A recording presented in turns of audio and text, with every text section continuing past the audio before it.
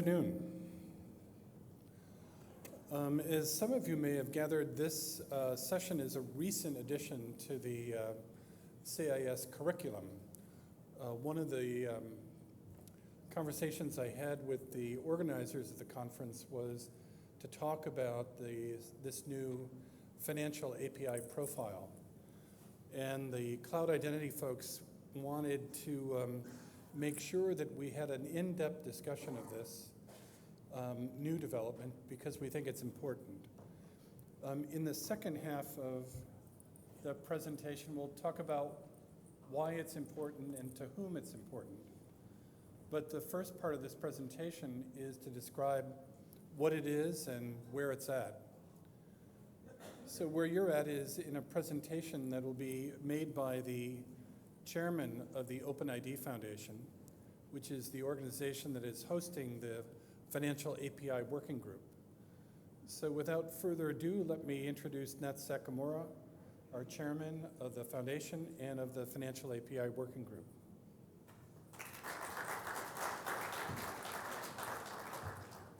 Thank you for introduction. I just became aware of this session last week, I think, yeah? And it's kind of hard for me to come up with a presentation, but, we'll see. And let's make it very, very interactive, So the CIS and FAPI actually have a very, very special kind of relationship. Because 1 year ago at CIS, in the midst of festivity of the New Orleans, FAPI Working Group was born.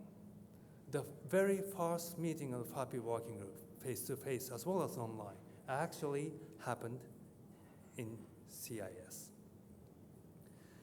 The FAPI was born to solve this old problem of password storing and screen scraping. We all know that password storing is very bad, but many people do. And my employer, NRI, actually does it as well. When NRI started scraping back in 2001, which was actually started by the guy who's sitting down there, we thought it would be a temporary solution. We were working with OFX, and SAML was becoming a standard, and SOAP was gaining momentum. We thought we should be out of this screen scraping and password storing business in a couple of years' time. And for that short amount of time, we just bite the sand. That projection was obviously very, very wrong. And after 15 years, we were still stuck with password storing. But at the time, last year, the situation was actually changing a little bit. With the rise of the fintech and auth, this is a diagram of the searches in Google, and fintech's search results was sharply rising in 2015, and with it, the search in auth was also rising.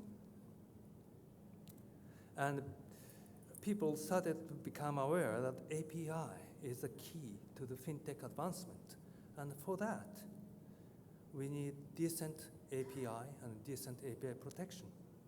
And there was industry push that in the United States, FS-ISAC convened a group to do something called Durable Data API instead of screen scraping.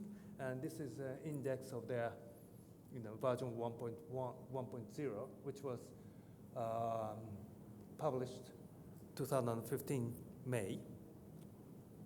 So there was industry push, as well as regulatory push. EU Payment Service Directive 2 actually passed November 2015, I think.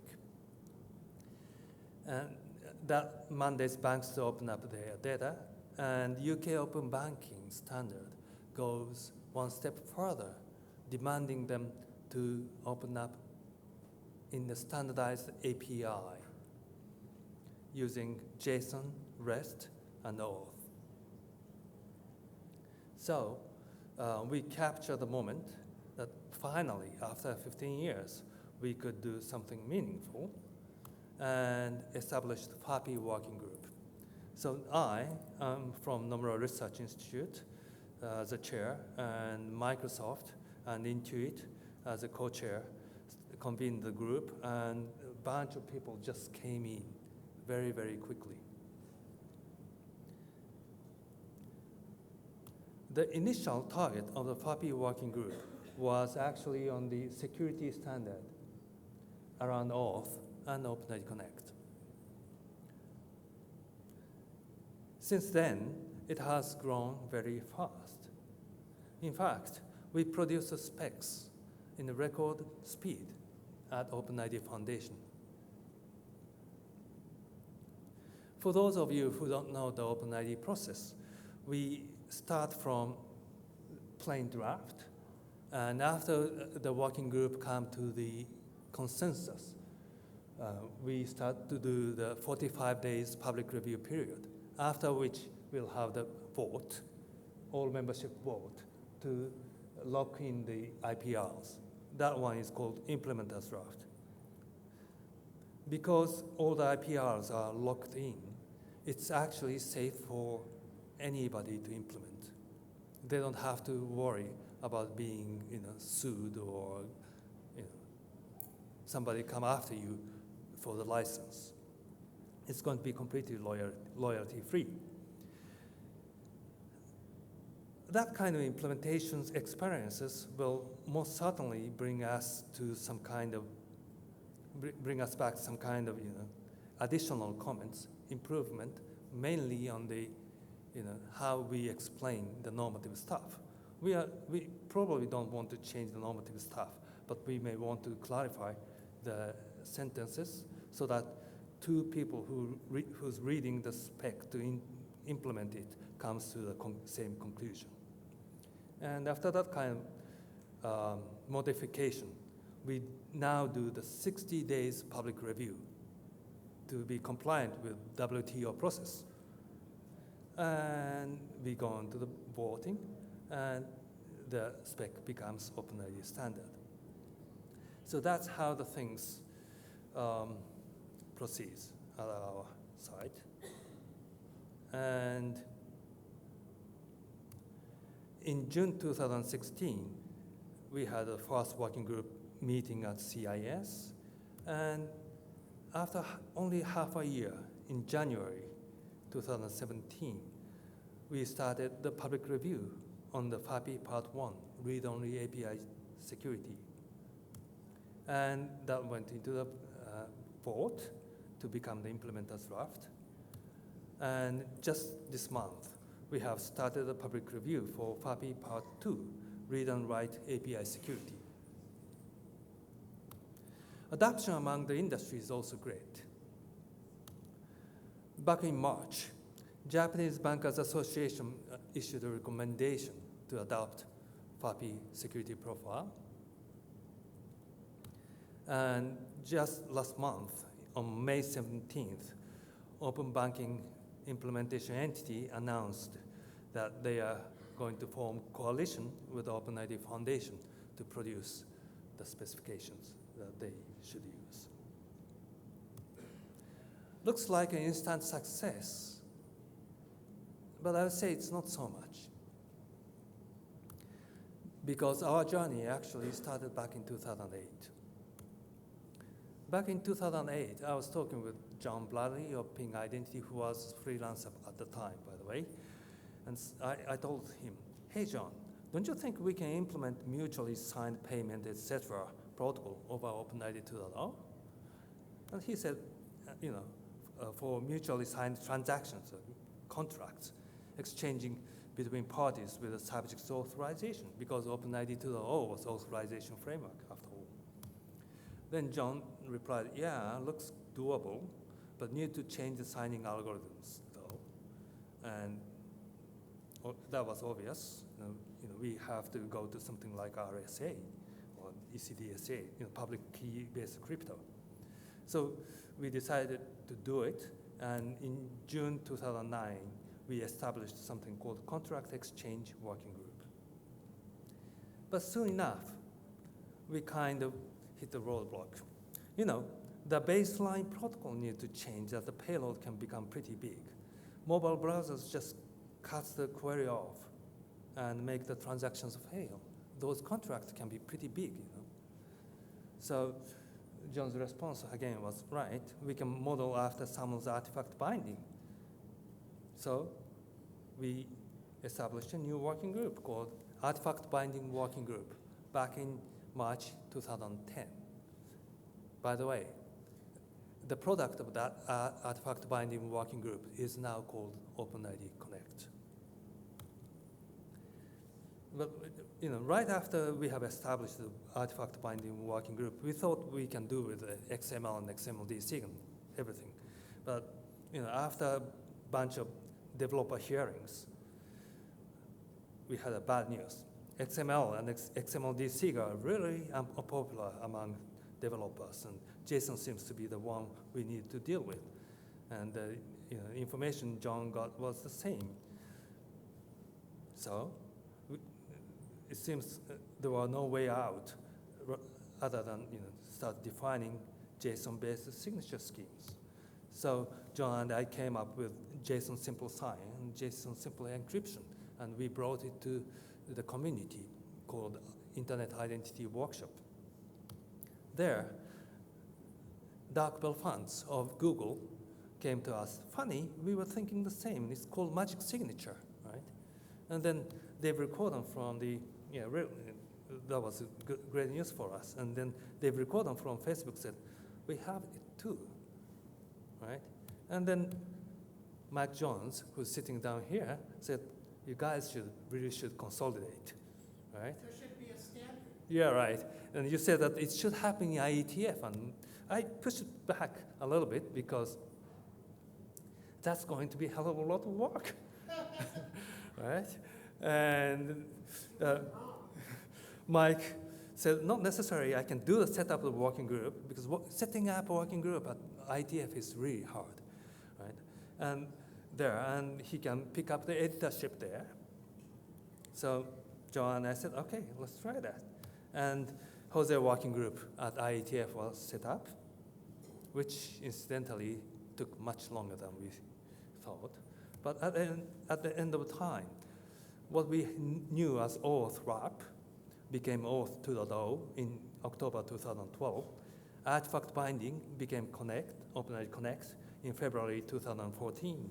And JSON simple sign, JSON simple encryption, and magic signatures, and a bunch of other things became JWS, JWE, and JOT in May 2015. Then I came back to the original question to John. Finally, now we've got all the components necessary for contract exchange. We can perhaps start to revive the work back. And maybe we can just start from the financial use cases to meet PSD2 requirements and so on. Yep, getting the stakeholders on board is the key though. And then Cindy Barker from Intuit came in and, okay, she can help, Intuit can help. And Tony Nalani also said, yeah, the Microsoft too. And we set up the financial API working group, and that's enough history, I think. By the way, this is a bag from I'm carrying it today. It's a bag from Digital Identity World, which is a predecessor for CIS. It's 12 years old now. Antique. So what FAPI has done, because of by learning this history, you probably now are aware what kind of components FAPI is actually using. We are using Auth, we are using OpenID Connect, we are using JSON Web Signature, JSON Web Encryption, and JSON Web Token. So what FAPI has done? In the era of mobile, Auth 2.0 is a protocol of the choice for API protection. That seems pretty obvious. But just saying Auth doesn't cut, because this is Mark O'Neill from Gartner, and he had a speech slot in API conference in Paris and just said this. just saying auth doesn't do the job, right? Because auth 2.0 is a framework. As a framework, it covers very wide range of use cases. It covers all the quadrants. Here, I have depicted on the horizontal axis the environmental control. Onto your left, it's going to be high level of control, like in the closed circuit system, something like that. And towards your right, it becomes lower, like in internet. On the vertical axis, it's a stake. Bottom is low stake, and higher, on the top is higher stake things, right? So this covers a bunch of use cases. And yes, the stock auth, RFC 6749 and RFC 6750 actually covers 80% of use case, which is in blue here. In the closed circuit factory application, something like that, because environmental control is high, although the stake can be high, we can still use these RFC 6749 and 50 bearer token model there. Or in the social sharing kind of stuff, although the environmental control is very low, it's happening over the internet, the stake is low, so it's still appropriate to use this stock auth. But what about this orange portion, where stake is high and the environmental control is low? We can't use the bearer token model. We have to come up with something better. And auth has all those kind of options, but we have to just write it down, how to use it, profile it down. And financial API actually needs them. That's what FAPI working groups been doing. Let me be more concrete. RFC 6749 does a bunch of stuff. And here I have depicted what kind of authentication that RFC 6749 actually does. So there are 3 types of authentication, right? The sender authentication, receiver authentication, and message authentication. And there are 4 messages involved in auth. That's authorization request, authorization response, token request, and token response. For token response, it's pretty good. Everything is fine. For the token request, the sender authentication happens over, just with a client password. It's a bearer token. It's pretty weak. And receiver authentication and message authentication is fine because everything happens over TLS, protected channel.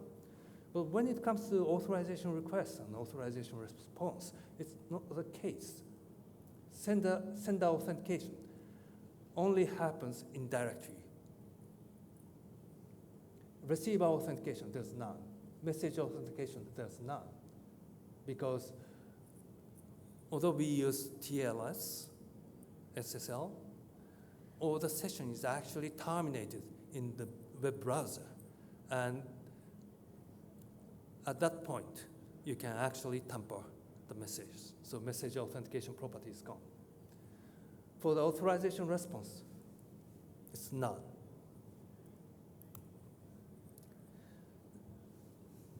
So we needed to tighten that up.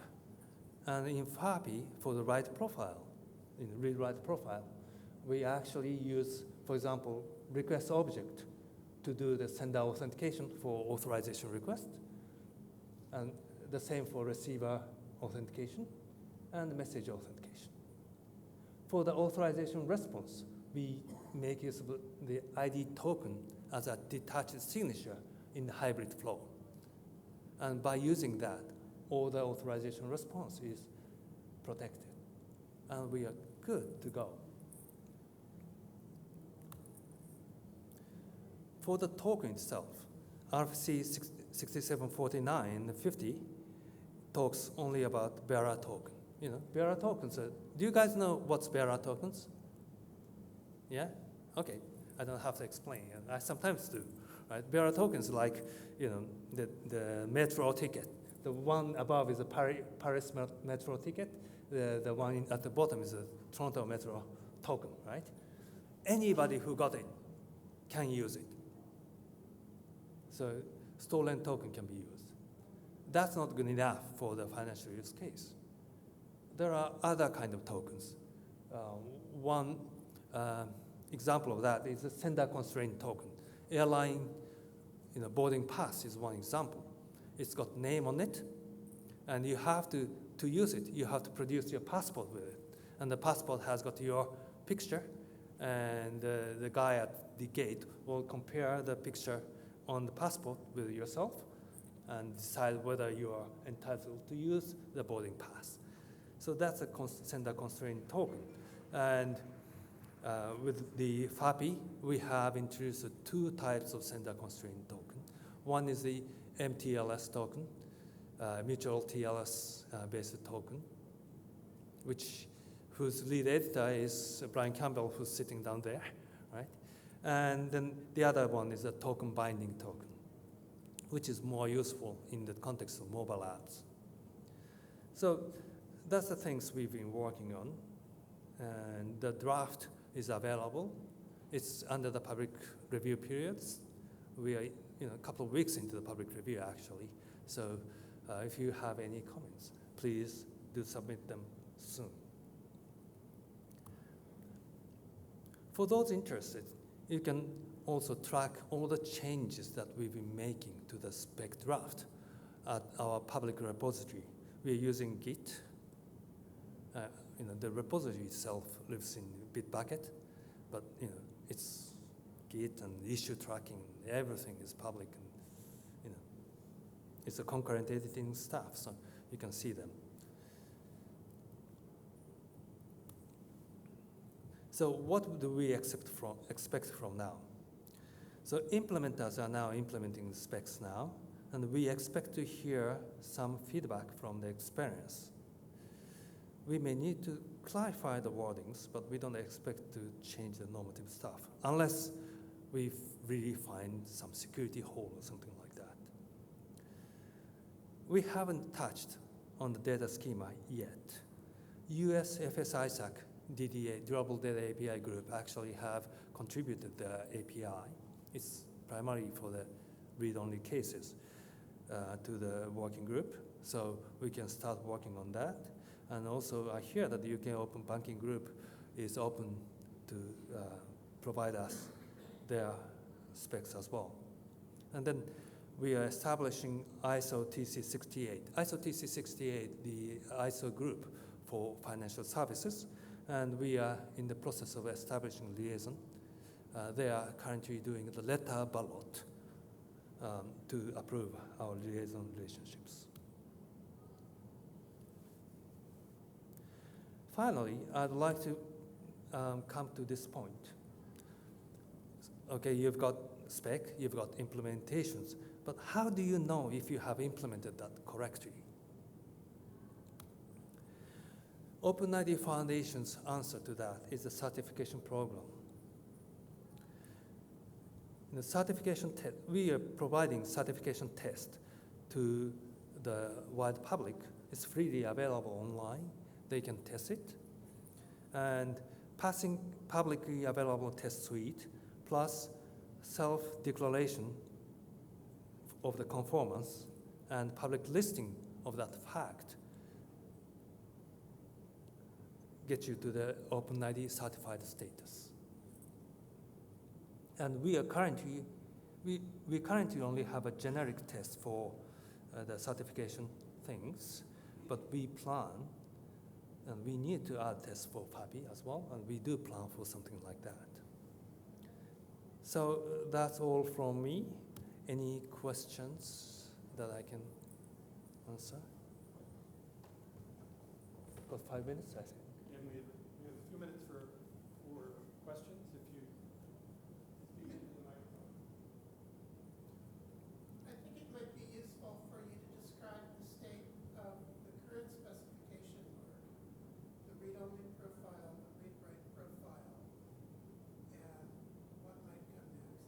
All right, so read-only profile is implementer's draft status, and implementers implementing it. And read-write profile is under the public review for 45 days. We are a couple of weeks into it, I think. And after that, we are going to have a vote to approve it as implementer's draft. After that, people do implement it and come back to us if there's any change needed. And after implementing those changes and consensus call within the working group, we initiate the 60 days public review and the final vote. And same kind of process will follow for the data schemas, but that's for later things. Good. Any other questions? Back of the room?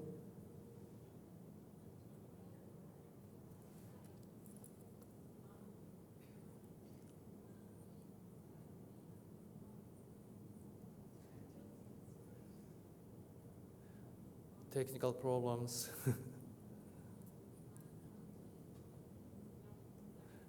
was just wondering if there's anything at a more formal level for, so on the UK side, you've got the specification coming out of the EU that is requiring compliance from the banks. Do you see any trend in that direction in the US, or is it really just a voluntary, and maybe if you've got enough momentum of enough financial institutions adopting the DDA spec, that there's a trend there, but do you see any sort of encouragement or change at a... You mean the regulatory stuff? Yeah. Well, as far as I know, in the US, we don't hear too much about the regulatory push. In Japan, just a couple of weeks ago, the new bill was passed that the banks are actually now required, almost required, it's not formally required, to open up API. So that's a good move there. So we'll see what's going to happen in the United States. Any other questions? We are going to have a panel here, so maybe you can come back to the questions later as well. Thank you, Nat. Could I have some applause for Nat? Nat, have a seat right here. Ralph, if you'd come up.